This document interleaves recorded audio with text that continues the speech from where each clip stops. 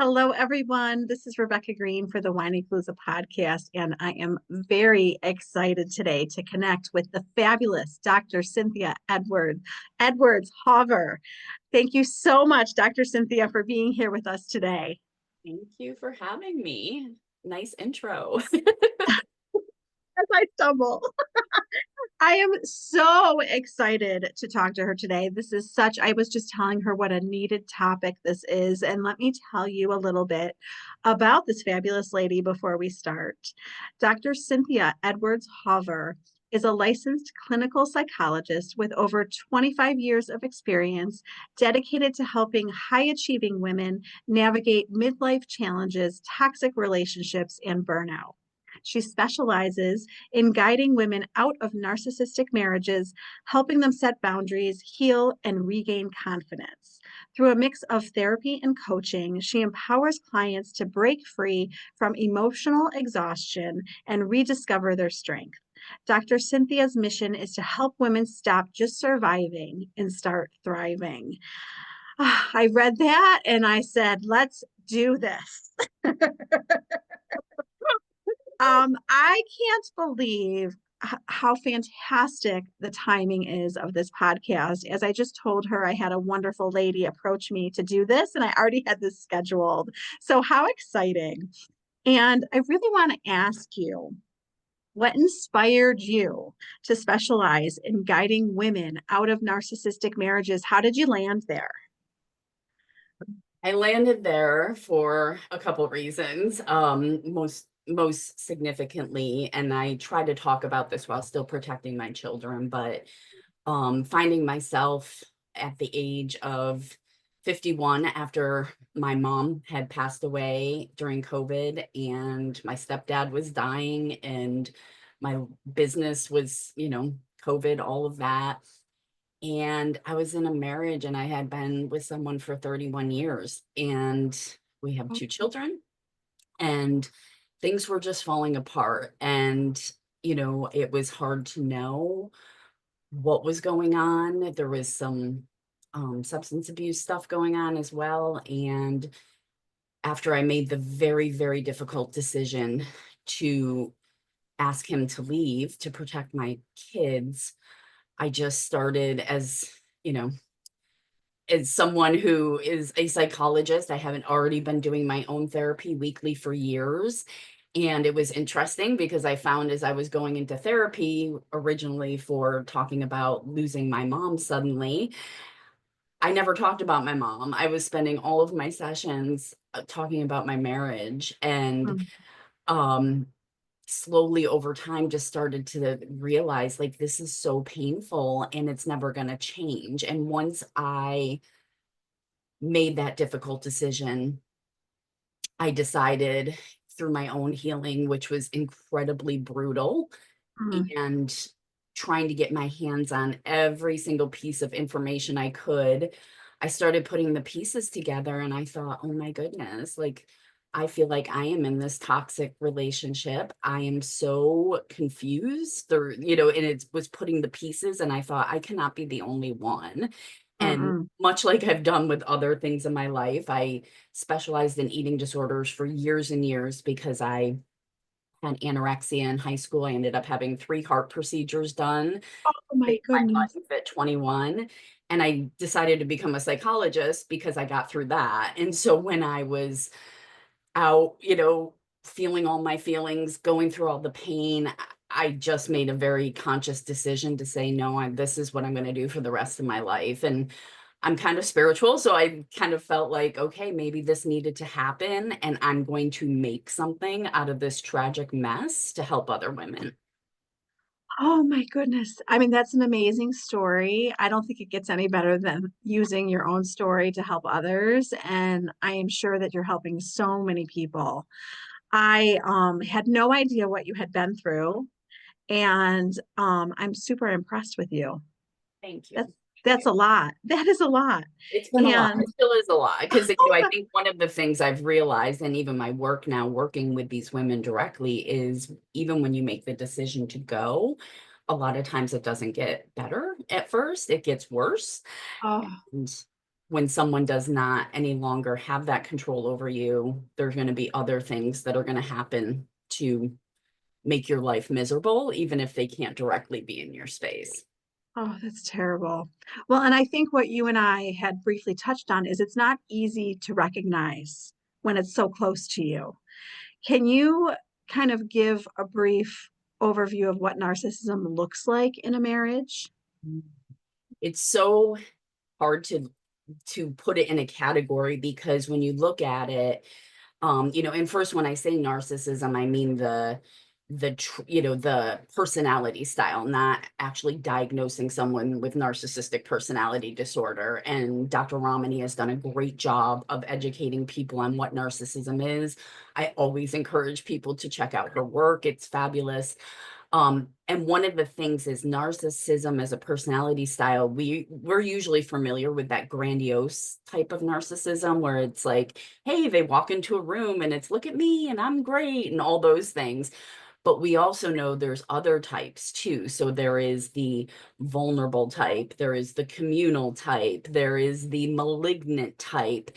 So we have all these other subtypes, and the vulnerable ones, and sometimes, I call it the eclectic Mm. narcissist because sometimes people have little pieces of each. So maybe out in the community, they're, the father of the year, and everyone thinks, oh my God, they're a great coach, they're a great guy, they help out with everything. But behind closed doors, the energy in the home is so toxic.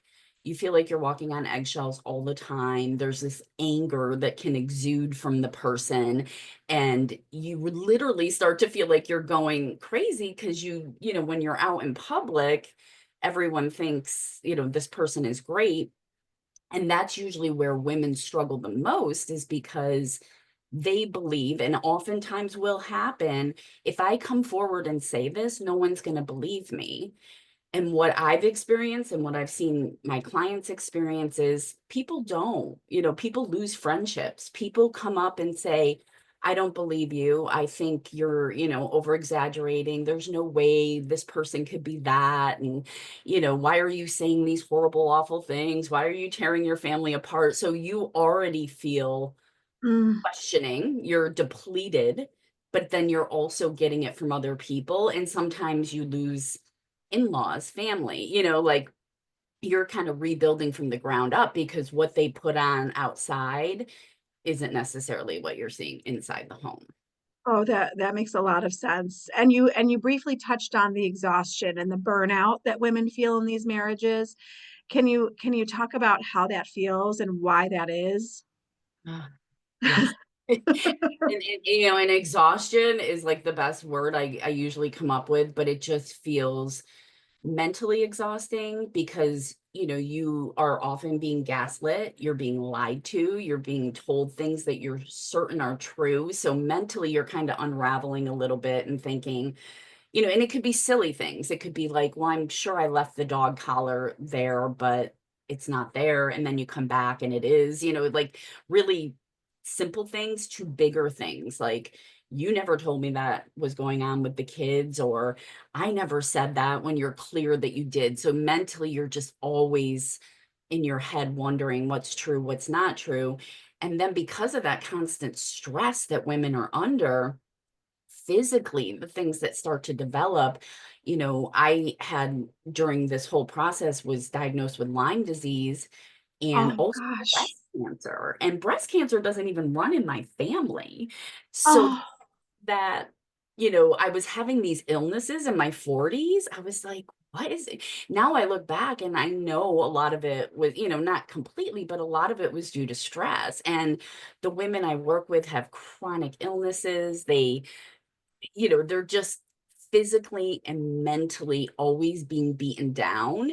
And then they're also not taken care of by the person who's supposed to take care of you, your partner, because they actually get annoyed with you when you're sick. That's like oh gosh, like, I have a woman, and, I don't want to give away information, but it's like, aren't you recovered yet from that surgery? Like, why is this still, it's like an annoyance. So you're not mm, getting any support, you're trying to still parent your kids, And you're also watching your kids be affected by this dynamic in the home, which I think for moms is so mentally hurtful, and is usually the ultimate thing that I see women leave is because they start to see either my children are starting to treat me the same way as that person, or I don't want my kids to think this is what a relationship is.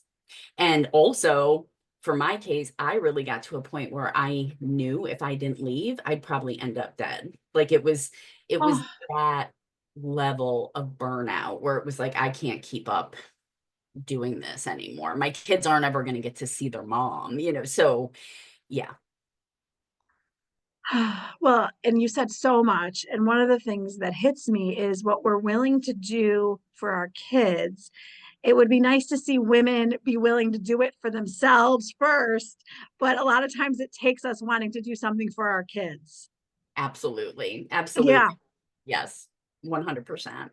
Well, and I know that you talk about you highlight some hidden red flags that tell us that we're silently being exhausted, is I think how you describe it. Can you talk about those red flags?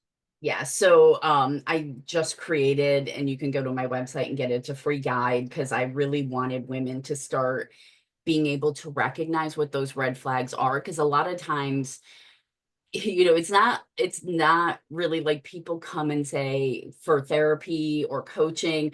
A lot of times they'll be looking for things like anxiety, depression, stress.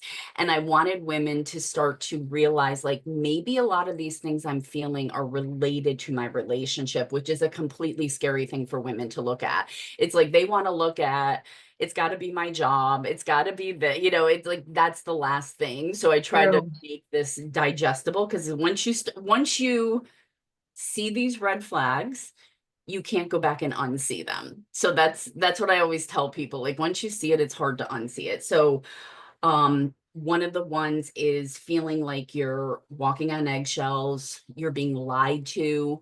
You start to recognize, wait a minute, that is a lie. You start documenting conversations. So a lot of times women will say, oh yeah, I've been writing things down for years, or I started to audio record so I didn't, because I knew I was saying things that weren't true.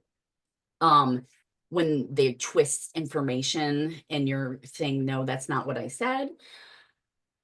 You also start to feel like a single mom inside your relationship, so you start thinking things like, my God, I'm doing everything anyway. Wouldn't it be easier with this person not being around?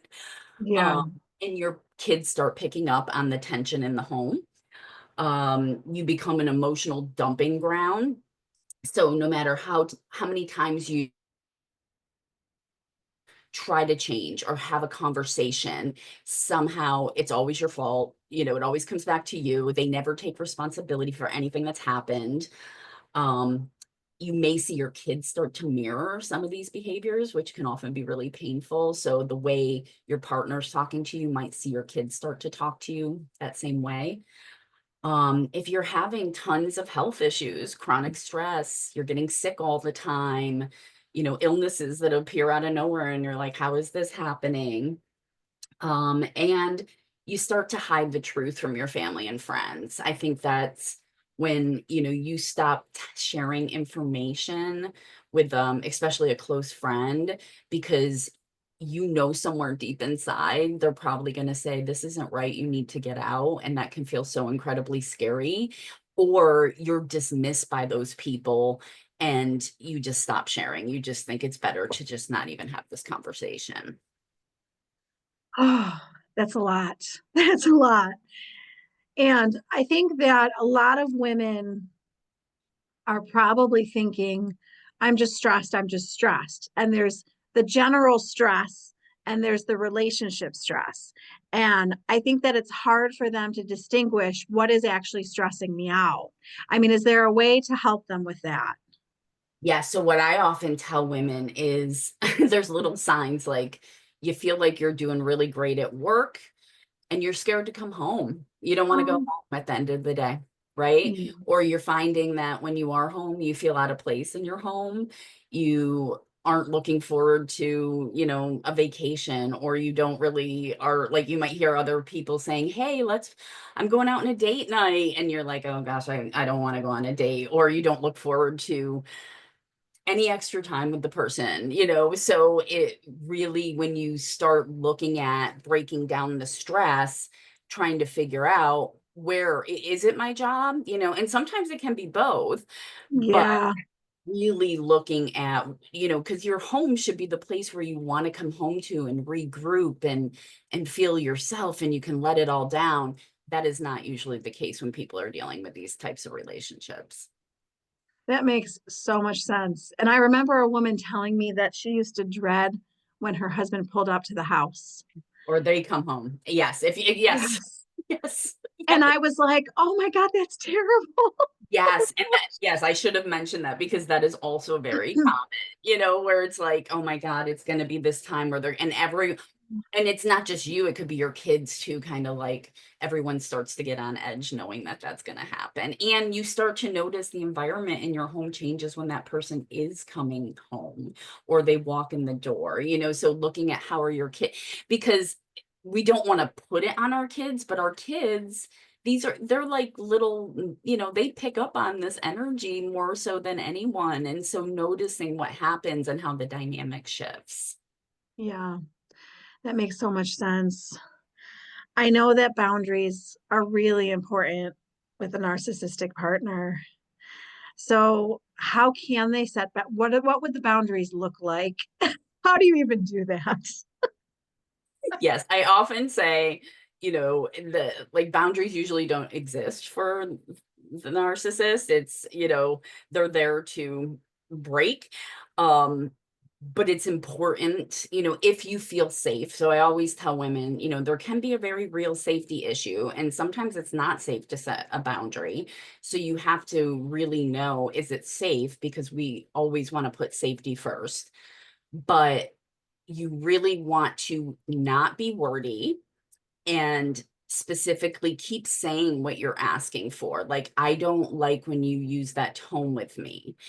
Now, what usually happens is they're going to try and put all these other things in there. So you kind of lose track of what were we even just fighting about. And I always say, don't defend, you know, don't go deep. You know, make sure that you don't over talk, over explain. So trying to just stick to your point. A boundary can be for yourself of saying, I need to walk away right now and calm down to get yourself back together.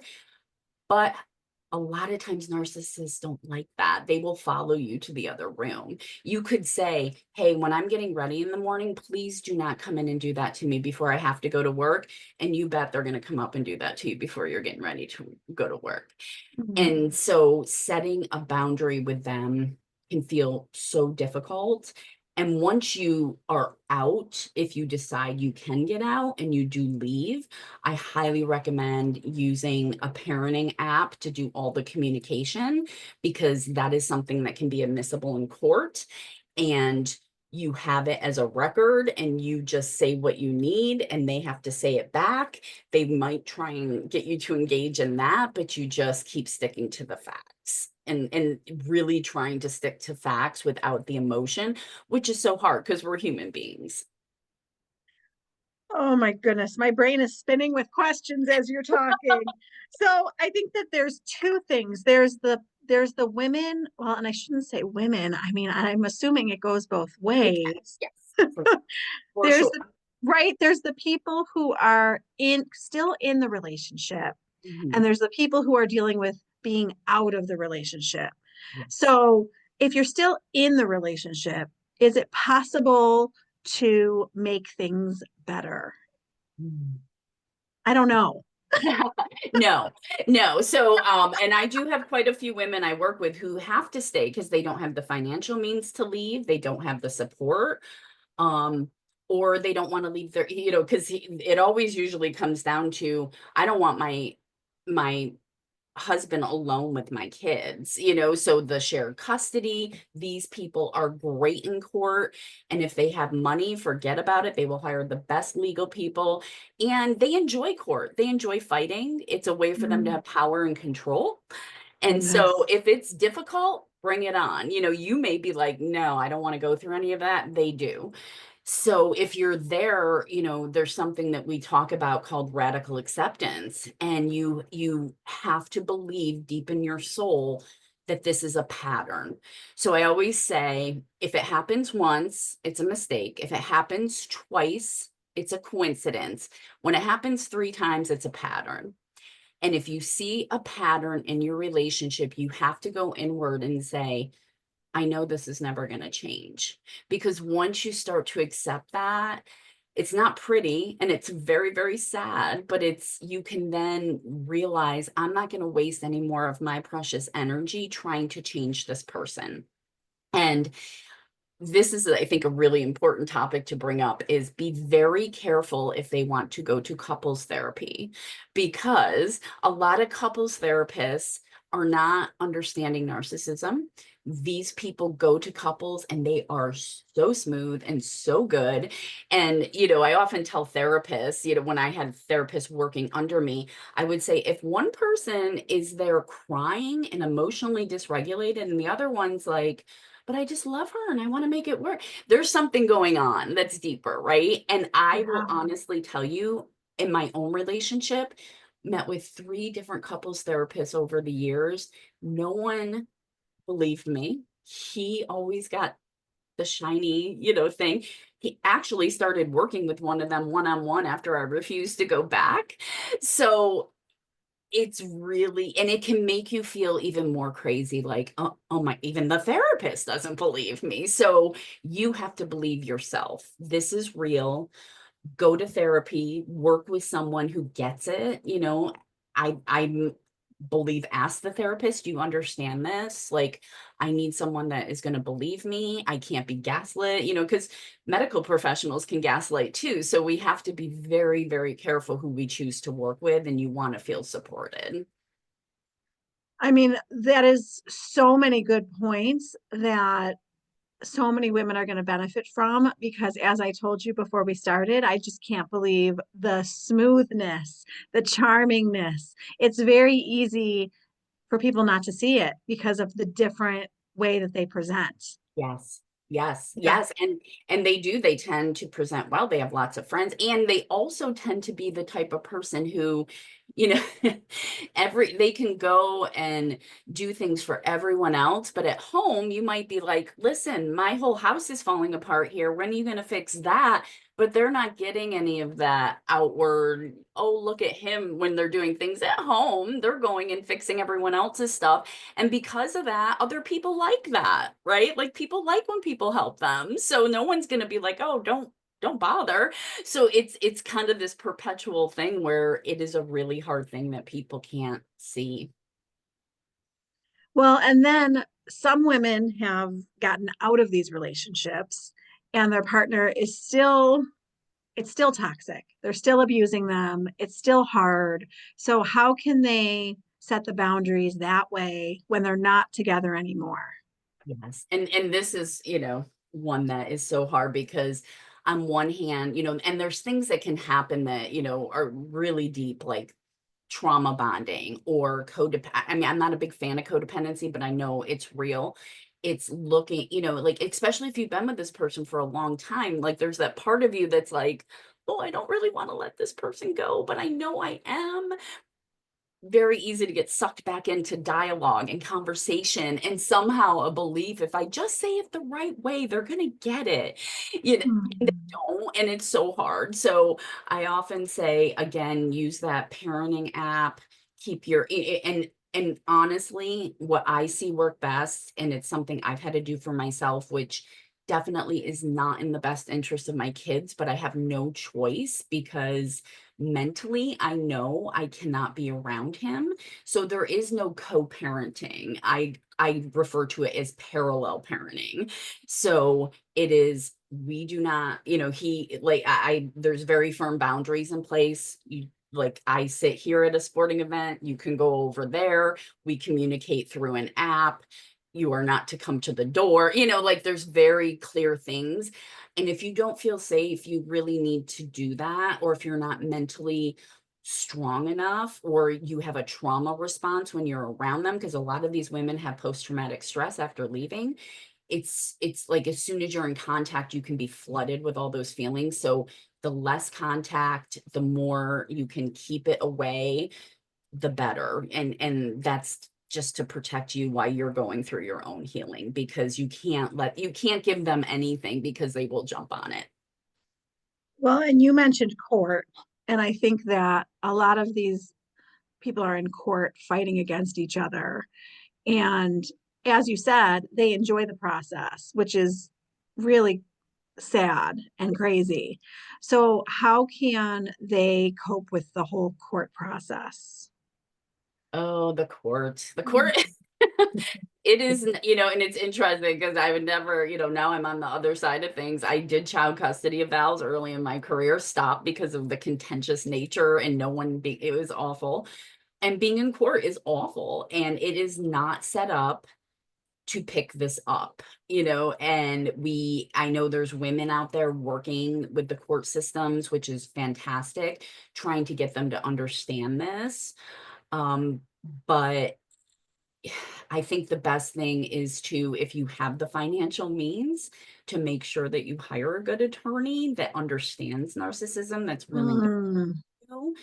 If you can afford it, to go to a women's resource center where at least the women and the attorneys there will understand more about the dynamics of this.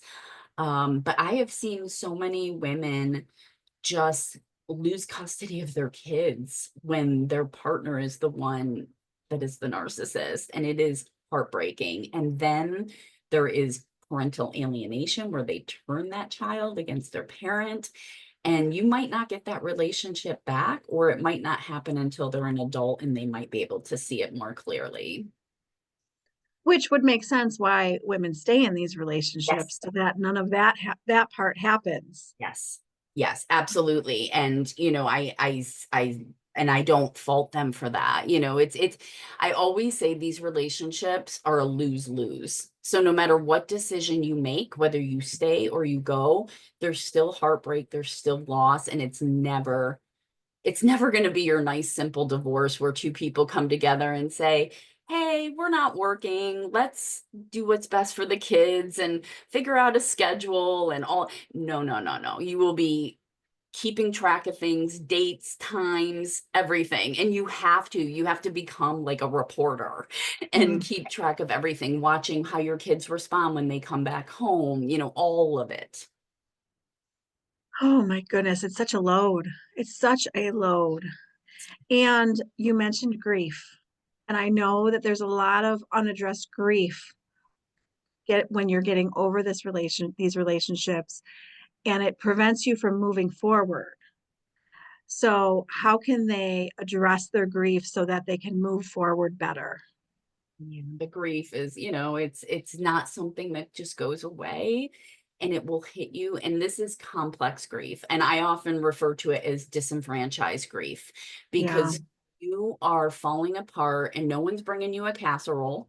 No one's giving you condolences on Facebook, right? Because you're usually not talking about it. You're scared to talk about it. So it can be going through it alone.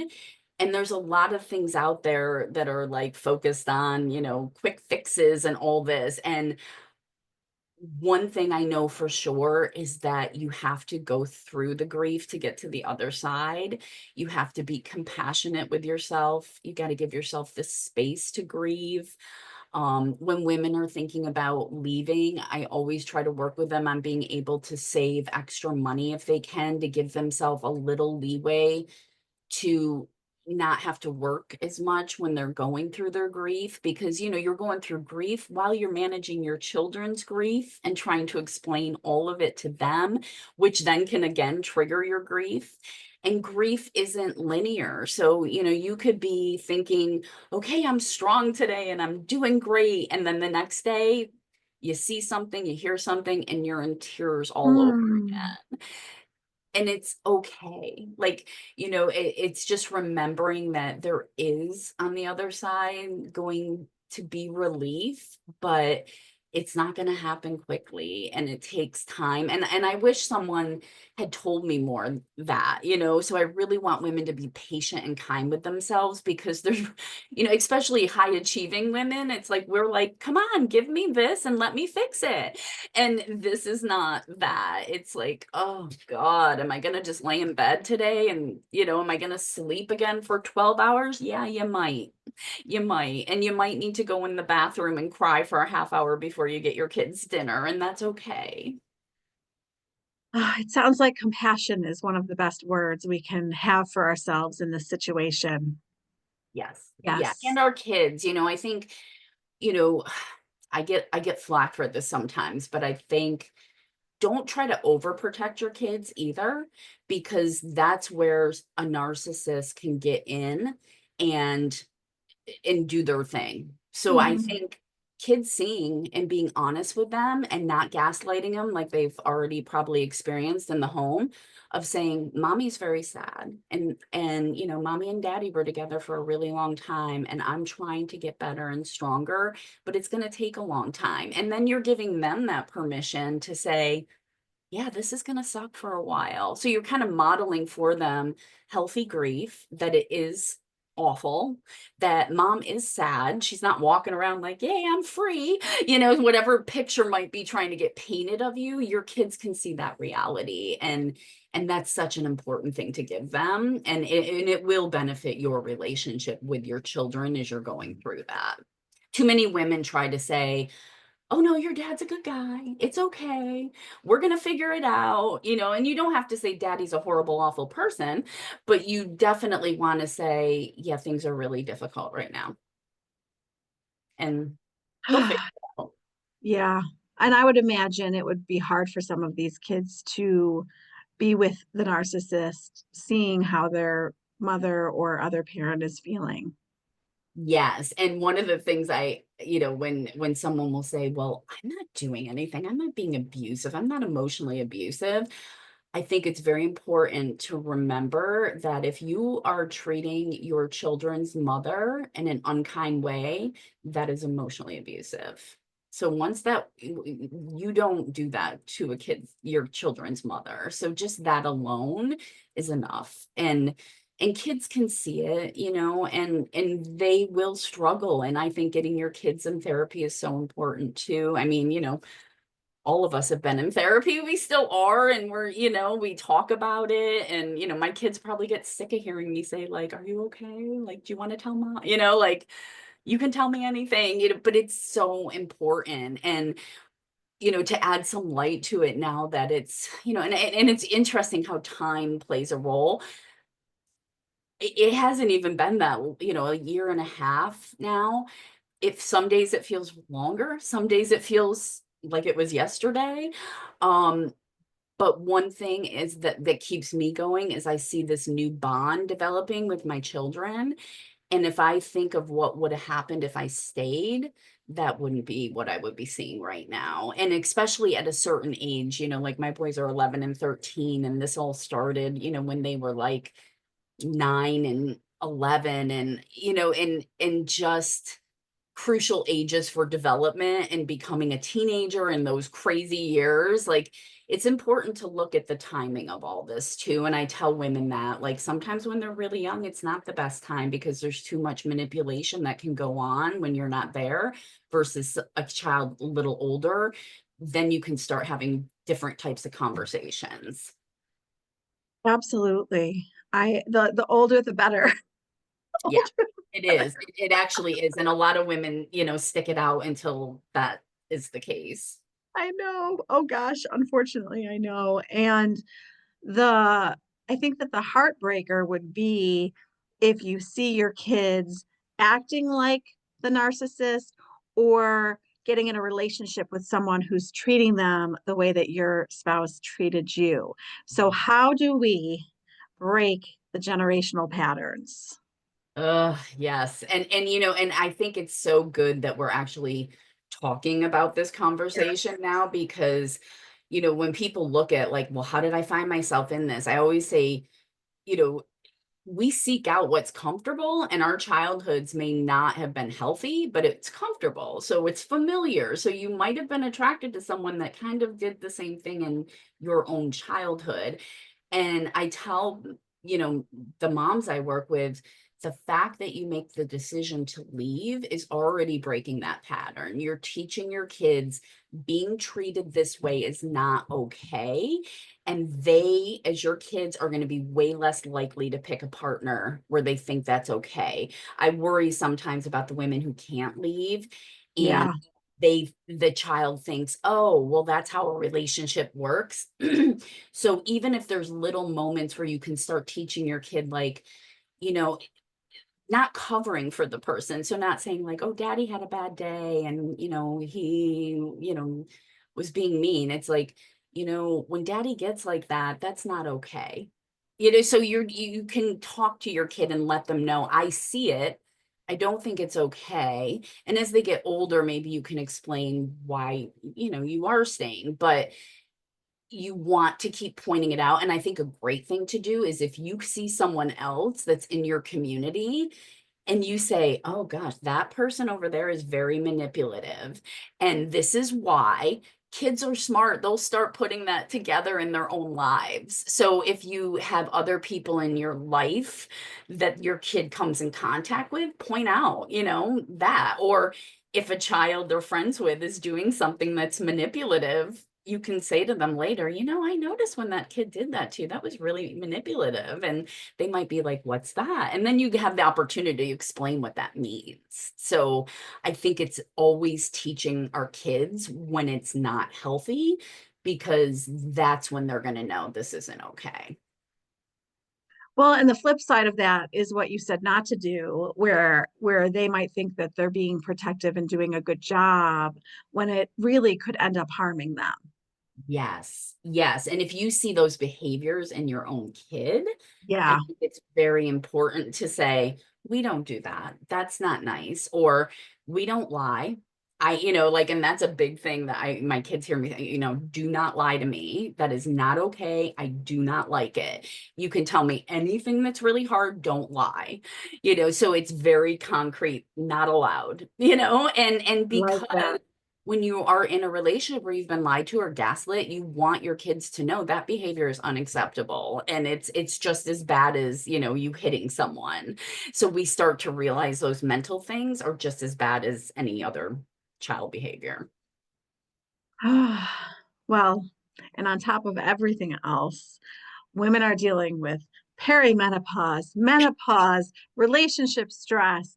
I mean, how can they cope with all these things happening at the same time? And on top of that, there might be work stress too.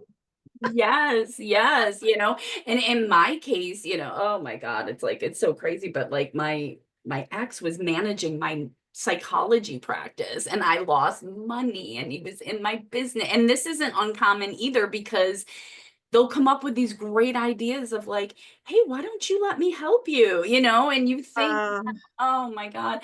So yeah, there's so many stresses, and then you're working, and usually women are the ones, like they're doing their careers, they're doing all this stuff at home, they're parenting their kids. I joke, my girlfriend, who's in her 50s as well, like texted me the other day and she said, I think I'm having menopause. And I laughed and I said, I wouldn't even know if I'm going through menopause, because I am so crazed all the time with my life that I don't oh even my know what's gosh. menopause or what isn't. So, I think you really do need to take a step back and go, okay, I am at that age. I stopped getting my period this long ago. This could be a hot flash. This could be why I'm not sleeping. I might be a little bit more emotional, and just giving yourself the grace of, and especially women who are hardworking, they just push through and they think, oh, I'm not going to deal with it. It's not even only recently until we started talking about menopause. So I think you have to even give yourself more compassion to say, yeah, like maybe I just can't make this decision today because I have brain fog and I'm not functioning, and not beat yourself up. I always say try to talk to yourself like you would talk to your best friend or your kid, and not, if you just wasted the whole day doing something where you're like, I don't even know what I did today, just be nice to yourself. Like, okay, okay. Yes, I know. I started noticing how nice I was to everybody but myself. And I was like, hey, why don't you deserve that? Yes, yes. And I think that's like so, women, we do this all the time. We're so Right. wired to be compassionate to other people, but not to ourselves. I know. We're rewiring. We're all rewiring. We Yes. all deserve it. We, we, I love that you say that you take women from surviving to thriving. I Mm. love that line. I think it's so important because I know so many women are just trying to get through the day. And that makes me so sad when they tell me that. So, what does it look like when they're thriving? Mm.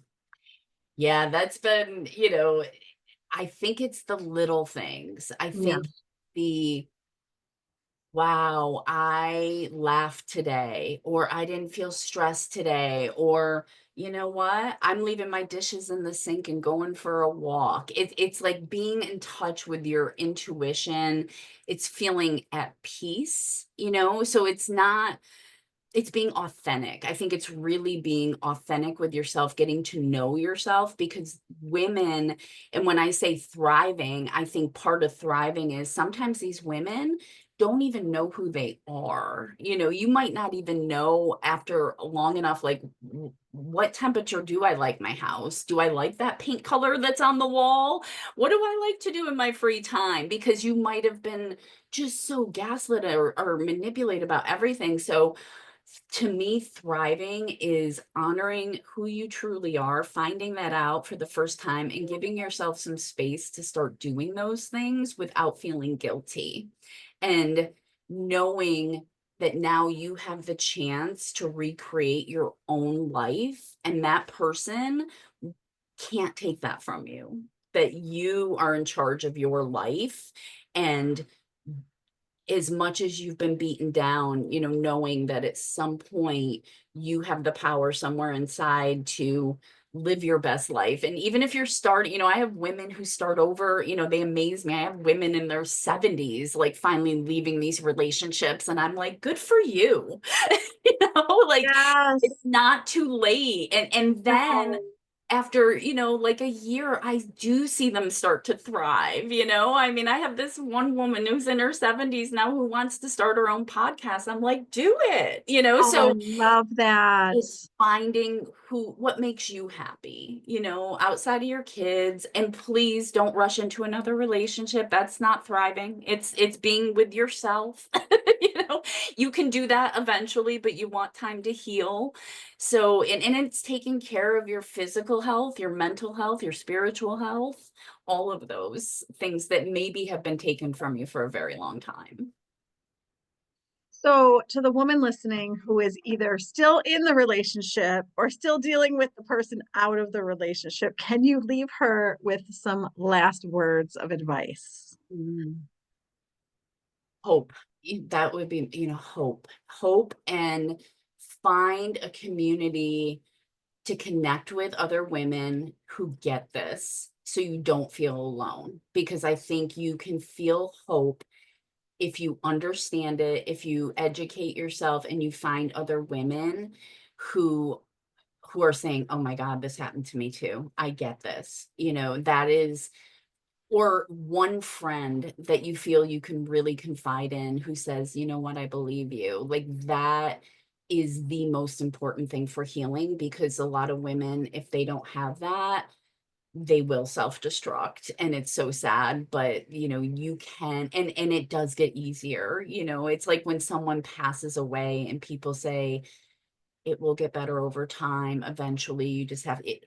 That's what is usually what happens. And I think you will find a strength inside you that maybe you've never seen before. And, I always say, like, the world needs that light from women, that your kids need to see that. Think of your kids, and that they're going to get to see the true you, and that might pull you through on a really hard day. I mean, I think women are so incredible. I can't believe what women go through, how strong they are, resilient. Yes. And at least nowadays, we have the opportunity as women to talk about this. Whereas, I was raised by my great grandma, and I'm sure she dealt with a lot of some of, this stuff that no one had a voice, and so I think the more women start using their voices and continue to, that's a great thing. I agree. Well, and I know that there's women who are going to want to find you. Can you tell them where to find you? Yes, so I am not a big social media person, but I'm trying. But the best way to find me is I am on all the socials at Dr. with a dot, Cynthia Hawver. And my website is the best place to find me at www.drcynthiahawver.com. And you can get the free guide. You can find my podcast is going to be up there, blogs. I'm starting to do all the stuff. And I do try to create as many free things as I can for women to help them through this. Well, I love what you're doing. I love the people that you're helping. I love that you're sharing your story. I mean, I'm so inspired by you, and I can't thank you enough for your time and your expertise today. Thank you for having me on. It's been good it's hard to talk about, but it's been good. It is. It's such a hard topic and such a needed topic. Yes. Yes. Which is why I'm, putting myself out there, because it has to be talked about. I agree. This is Rebecca Greene, and I want to remind everyone to spend every day laughing, learning, and loving. Thank you for tuning in to the Whiny Palooza podcast. If you like what you heard, please be sure to subscribe so you never miss an episode. While you are there, leave a review. I love to hear your feedback. Thank you so much for listening. Until next time. This show has been produced by Market Domination, LLC. To discover how you can have your own show completely done for you and turn it into a real published book and become the authority in your marketplace, go to www.marketdominationllc.com/podcast offer.